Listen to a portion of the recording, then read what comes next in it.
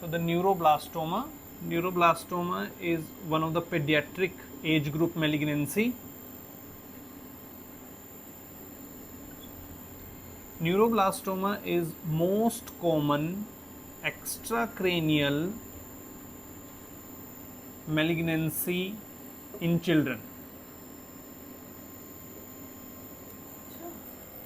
Right? It is the most common malignancy in infants. Most common malignancy है ये less than 1 year age group में. Right? Neuroblastoma, neuro arises from primitive neuroectodermal cells. Primitive neuroectodermal cells जिससे arise होता है adrenal medulla and sympathetic chain. Adrenal medulla is the most common location. तो अब आप सोचो 1 साल से छोटा बच्चा presenting with the adrenal medullary mass, adrenal mass के साथ प्रेजेंट कर रहा है छोटा सा बच्चा न्यूरोब्लास्टोमा. राइट? और इसमें एक खास बात भी है, अगर एक बच्चा लेस देन 1 ईयर और less than 5 centimetre adrenal medullary mass के साथ आ रहा है और पेशेंट को कोई सिम्टम नहीं है, बच्चे को कुछ वैसे पता लगा कोई खास सिम्टम नहीं है, इसमें हम मिक एंड म्यूटेशन भी कराते हैं, वो भी नॉन एम्पलीफाइड है, तो हम बच्चे की कोई ट्रीटमेंट भी नहीं करते, जस्ट ऑब्जर्वेशन. न्यूरोब्लास्टोमा की एक खासियत होती है इन स्पेसिफिक कैटेगरीज ये ऑटोमेटिकली अपने आप रिग्रेस कर जाता है. ठीक है? छोटा बच्चा है, हाँ, less than 1 year age group इसके लिए बहुत अच्छा प्रोग्नोस्टिक फैक्टर है. अगर छोटे बच्चे को न्यूरोब्लास्टोमा इट्स वेरी गुड, क्योंकि वो एक तो कीमो से भी रिस्पॉन्ड अच्छा करता है, अपने आप भी खत्म हो सकता है, लेकिन अगर एज ज़्यादा है तो फिर वो पुअर हो जाता है.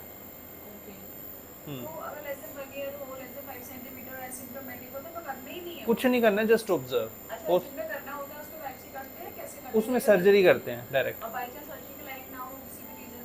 तो देन कीमो. हाँ हाँ, बायोप्सी नहीं कि डायरेक्ट ऑपरेट कर देंगे ना.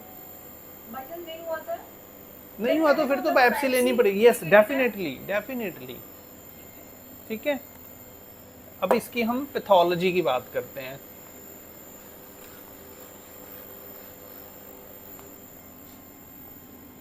अगर हम पैथोलॉजी की बात करें, इससे small cell round tumour.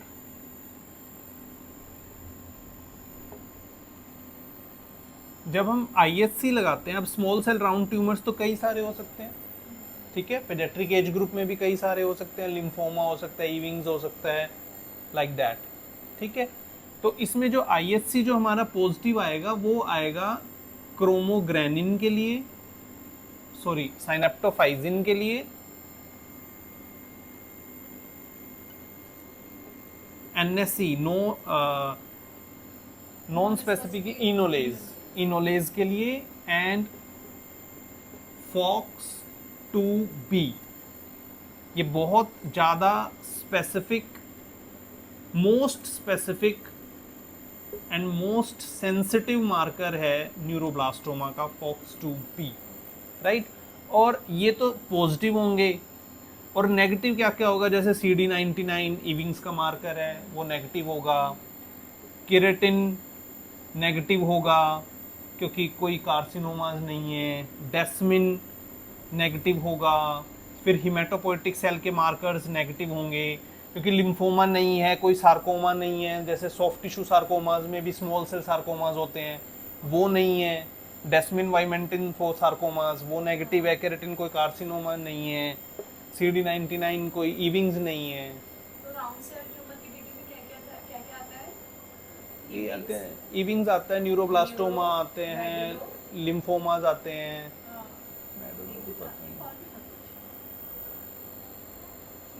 Small cell में इसमें भी शॉर्ट नोट आता है ना, स्मॉल सेल राउंड हाँ सेल हाँ हाँ, उसका पूरा. के डिफरेंशियल्स. ठीक है?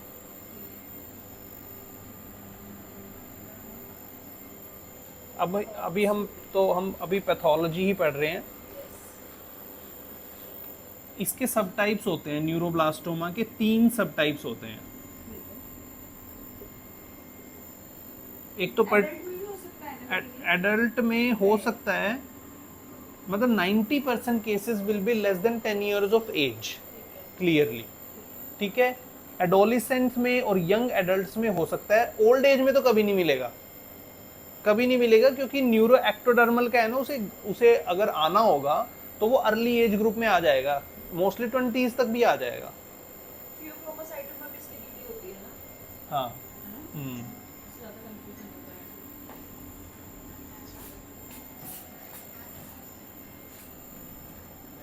Neuroblastoma, ganglioneuroblastoma and ganglioneuroma. So neuroblastoma, ganglioneuroblastoma and ganglioneuroma, ये तीनों सब टाइप्स हैं न्यूरोब्लास्टोमा के। अगर यहाँ पे ये जो न्यूरोब्लास्टोमा है, दिस इज पुअरली डिफरेंशिएटेड,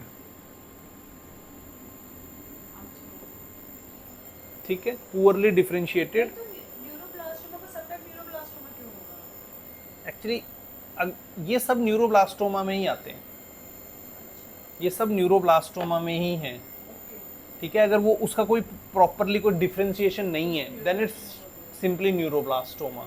अगर आपके पास गैंग्लियो न्यूरोब्लास्टोमा आ रहा है या फिर गैंग्लियो न्यूरोमा आ रहा है, दीज आर ऑल पैथोलॉजिकल सब टाइप्स हैं ये उसके, ठीक है। इसमें डिफरेंशिएशन का फर्क होता है। तो गैंग्लियन न्यूरोमा बेनाइन कंडीशन नहीं हुआ? हाँ, तो ये फुली डिफरेंशिएटेड है ना। अगर ये फुली डिफरेंशिएटेड है, ये बिनाइन कंडीशन है, ये यूं एक्सट्रीम्स पे जा रहे हैं, ठीक है। तो इसमें एक बस हिस्टोपैथोलॉजी का एक क्वेश्चन आता होता है, होमर राइट स्यूडोरोजेट्स, बस ये क्वेश्चन ही है, बाकी हमें नहीं पता ठीक है तो ये होमर राइट स्यूडोरोजेट्स जो होते हैं वो न्यूरोब्लास्टोमा में दिखते हैं, ठीक है। क्लासिकल फीचर है, बहुत ही कम दिखता है ठीक है, ठीक है, इनफ्रीक्वेंटली ऑब्जर्व्ड और अब इसमें क्या है कि पुअरली डिफरेंशिएटेड है, इसमें मैच्योर सेल्स ज्यादा होती हैं, मैच्योर सेल्स ज्यादा होती जाती हैं, और यहां तो फुली डिफरेंशिएटेड है, ठीक है। इसका चलो बस इतना बहुत है इसमें, तो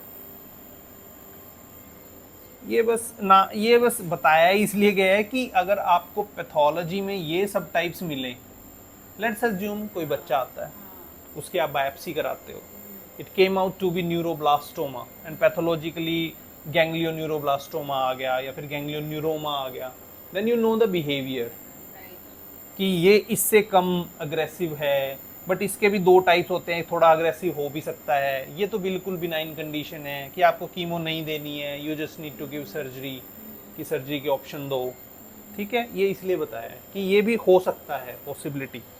पता चले आपने न्यूरोब्लास्टोमा का डायग्नोसिस बनाया क्लिनिकली और निकला गैंग्लियोन्यूरोमा, तो आपको समझ जाना चाहिए कि पेडियाट्रिक एज ग्रुप में दीज ऑल्सो एग्जिस्ट, ठीक है, और कुछ करना भी। हाँ, यस। अब इसमें जो मोस्ट इंपॉर्टेंट चीज आती है ना, वो है इसकी मोलिकुलर पैथोजेनेसिस।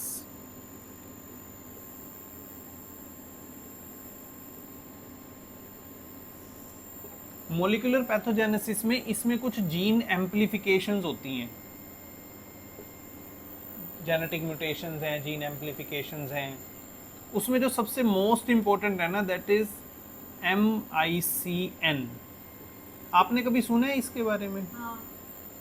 मिक जीन है ना, तो इसमें जो MIC-N है ना, वो एम्प्लीफाइड होता है 20% केसेस में। मिक जो जीन होता है वो आपको 3 टाइप से मिलेगा, सीमिक, एनमिक, एलमिक।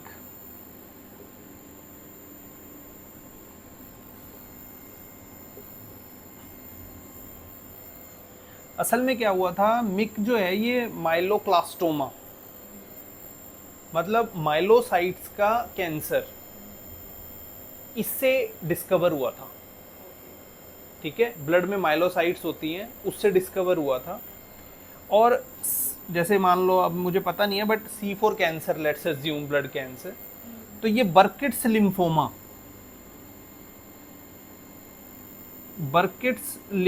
में ट्रांसलोकेशन 814 होती है, ठीक है, जो कि ट्रांसलोकेशन होती है, ये क्रोमोसोम नंबर 8 पे प्रेजेंट है, सीमिक, एनमिक 2 पे प्रेजेंट है, ठीक है। L myc is least important, L for least important, सिर्फ एक ही जगह है, L for lung cancer,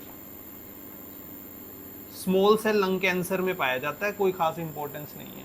study करने के लिए सिर्फ सीमिक और एनमिक।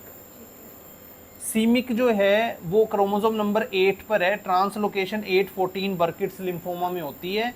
तो ट्रांसलोकेशन किस किस के बीच होती है? सीमिक एंड IgH, इनके बीच में ट्रांसलोकेशन होती है, जिसको C814 बोलते हैं। और ये बर्किट्स लिम्फोमा की कैरेक्टरिस्टिक ट्रांसलोकेशन है। N myc, N for neuroblastoma, chromosome number 2 पे मिलेगा।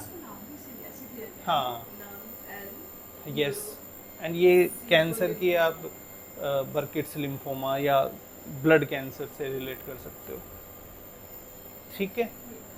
तो एनमिक जो है वो न्यूरोब्लास्टोमा में मिलता है, और जिसमें भी ये एनमिक मिलता है ऑटोमेटिकली पुअर प्रोग्नोसिस हो जाता है, poor response to chemo, disease progression, aggressive disease. और इसमें जो सेकंड जीन इंपॉर्टेंट है दैट इज एल्क। एल्क आपने कहीं और सुना है? लंग कैंसर में, ठीक है। नॉर्मली एल्क जो जीन है anaplastic lymphoma kinase, elk is anaplastic lymphoma kinase. ये प्रिमिटिव जो हमारी क्या कहूँ, प्रिमिटिव जो न्यूरोनल सेल्स हैं उनको मैच्योर कराने का इसका काम है। Once matured it lost its function, ठीक है। इट इज सेम बट इसका, हाँ, इसका जो मेन काम है वो है न्यूरोनल सेल्स की मैच्योरिटी में। जैसे मान लो बच्चा पैदा हुआ, न्यूरोनल सेल्स मैच्योर हुए, ये अपना फंक्शन बंद कर देता है।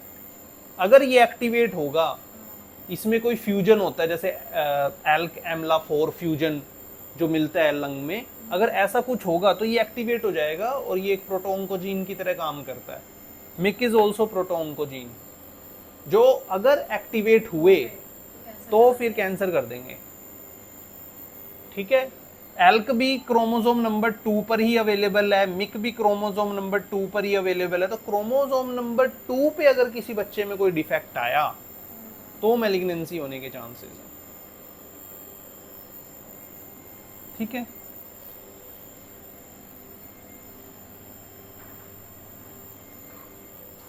और ये दोनों ऑन्कोजेनिक ड्राइवर जीन्स हैं,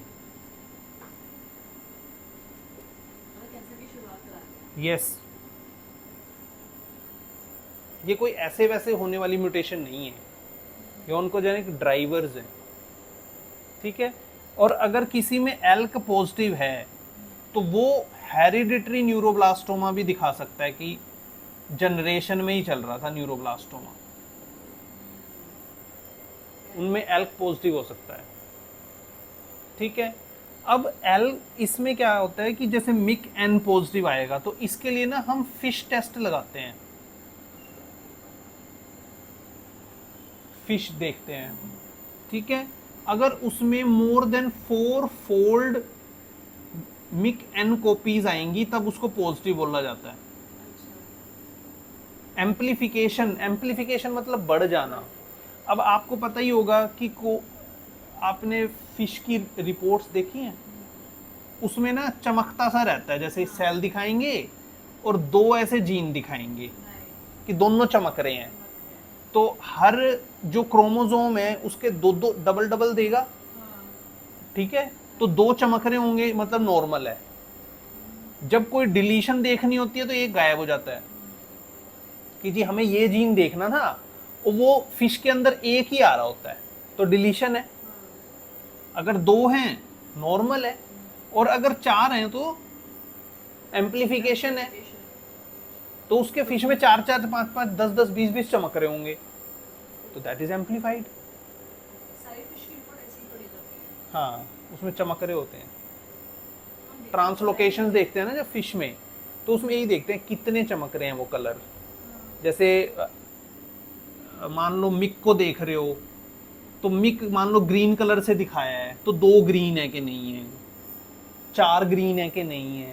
हाँ, दोनों क्रोम्स ऐसे होते हैं ना, हाँ, तो ऊपर नीचे। तो अगर मान लो इसी फिश की रिपोर्ट में मैं कोई और जीन भी देख रहा हूँ, हाँ, तो वो अलग कलर से दिखाया होगा, कलर अलग होगा उसका। तो इस तरीके से आप उसकी रिपोर्ट स्टडी करते हो।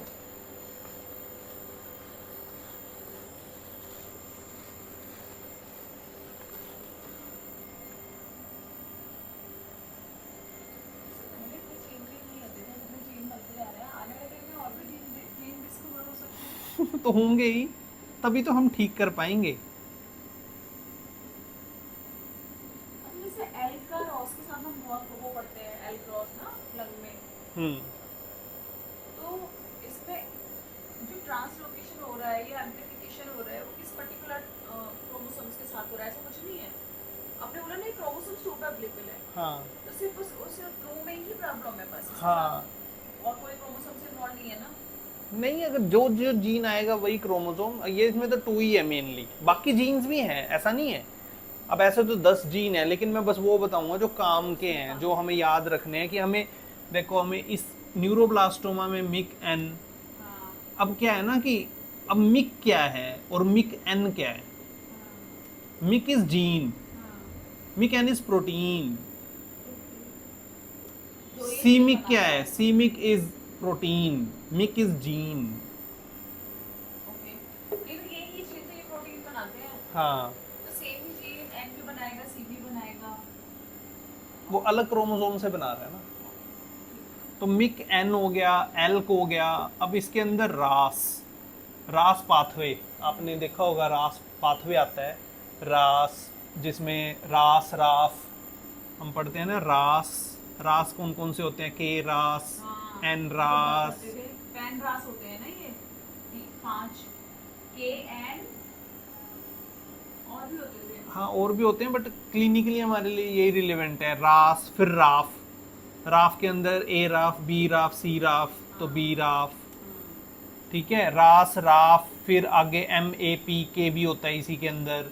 तो इस तरीके से ये पूरा पाथवे है, जो लंग कैंसर हो गया, ब्रेस्ट में भी पढ़ते हैं, बहुत सारी जगह ये पाथवे इन्वॉल्व रहता है। अच्छा, पाथवे सेम है लेकिन डिफरेंट डिफरेंट लेवल पे प्रॉब्लम हो जाती है, जो कि डिफरेंट डिफरेंट लेवल पे कैंसर कराता है। यस, ठीक है। ठीक है। अब जो जो रास है ना, अगर रास में कोई भी प्रॉब्लम है तो उसको बोलते हैं रासोपैथीज। और रास में डिफेक्ट होने से सिर्फ मेलिग्नेंसी नहीं होती, बिनाइन कंडीशंस भी होती हैं, ठीक है। जैसे कि नूनन सिंड्रोम बच्चों में होता है, न्यूनन सिंड्रोम डेवलपमेंटल डिफेक्ट है। न्यूरोफाइब्रोमेटोसिस 1, ये सब रासोपैथीज हैं। रास में गड़बड़ है, रास पाथवे में कुछ गड़बड़ है, उस वजह से नूनन सिंड्रोम हो रहा है, न्यूरोफाइब्रोमेटोसिस 1 हो रहा है। लंग कैंसर भी हो सकता है, ब्रेस्ट कैंसर भी हो सकता है, बहुत सारी मेलिग्नेंसी, मल्टी, इसमें मेलिग्नेंट मेलेनोमा भी है। फिर रीजन पढ़ो तो ऐसा नहीं लगता कि पता नहीं बॉडी में कब किस लेवल पे वही तो, किस लेवल पे क्या हो जाए। कंट्रोल्ड लेवल पे काम चल रहा है, सोचो ना, सच में। कॉम्प्लेक्सिटी है। वही वही वही। वाह, चल। तो ये न्यूरोब्लास्टोमा इज ऑल्सो अ रासोपैथी, ठीक है। तो आपके पास कोई नूनन सिंड्रोम का बच्चा आ सकता है, बच्चा है छोटा, डेवलपमेंटल डिफेक्ट हैं, उसको मेंटल रिटार्डेशन है, हार्ट में उसके कंजेंटल हार्ट डिफेक्ट्स हैं, लो सेट ईयर्स, बैक, हर लगभग समय यही होता है, वाइडली स्पेस्ड आईज हैं उसकी, सारे वेप symptoms नेक्ड same है, ही होते हैं symptoms। सब कुछ सेम सेम से होते हैं। Morgan syndrome, Noonan syndrome। हाँ, तो उसमें नूनन सिंड्रोम भी उसी टाइप का होता है, ठीक है। फिर न्यूरोफाइब्रोमेटोसिस तो वही है कि न्यूरोफाइब्रोमाज हैं, स्किन पे कैफेओलेट मैक्यूल्स हैं उसके बने हुए, तो उन पेशेंट्स के अंदर न्यूरोब्लास्टोमा भी हो सकता है। मान लो आपके पास कोई नूनन सिंड्रोम का बच्चा आया, उसमें न्यूरोब्लास्टोमा भी हो सकता है, क्योंकि बोथ आर रासोपैथीज। तो ये सारी चीजें लिंक्ड हैं।